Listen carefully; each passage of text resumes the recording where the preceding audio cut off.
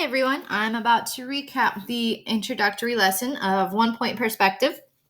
So if you needed to recap or if you weren't here for the lesson, everything is going to be here for you. So you can always refer back to it for any type of review that you may need. I have a pencil, eraser, ruler, and just a blank piece of paper. And that's all you'll need for this lesson. We're going to be talking about perspective, 1 point perspective in particular. And what perspective is how to create the illusion of 3 dimension and creating that sense of space and depth on a 2-dimensional surface. Some things that you're going to hear me say are horizon line, vanishing point, converging lines, parallel lines, horizontal and vertical lines. All right, so we're just going to go ahead and get started. The first thing we're going to do is we're going to create our horizon line.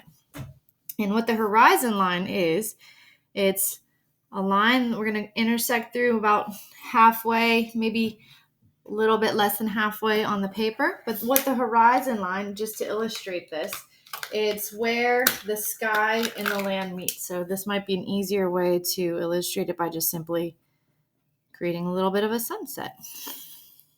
Okay, so your horizon line is where the land and the sky meet. So this is your horizon line right there. Your vanishing point is just one spot somewhere on that horizon line. So I'm just going to label the vanishing point there. What the vanishing point is where all the lines are going to converge or go back to that spot. We're going to illustrate this by the famous railroad tracks. And then we'll get into some more in-depth things. Okay, so my railroad tracks, even though railroad tracks are parallel lines, if you're going to create the illusion of depth or space, they're going to converge or meet at that point. Now, when things are closer to you, they are bigger and more detailed and a little bit farther apart.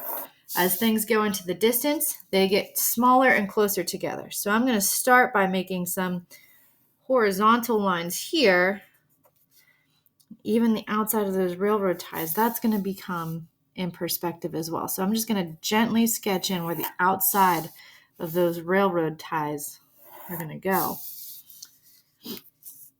And I'm going to, I'll even make it a little bit more in depth here, and I'll explain that in a second. I'm going to make my railroad ties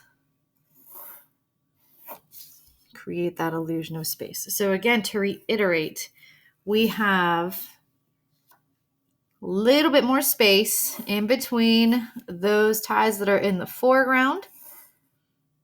I'll add a little bit more detail to those in a bit.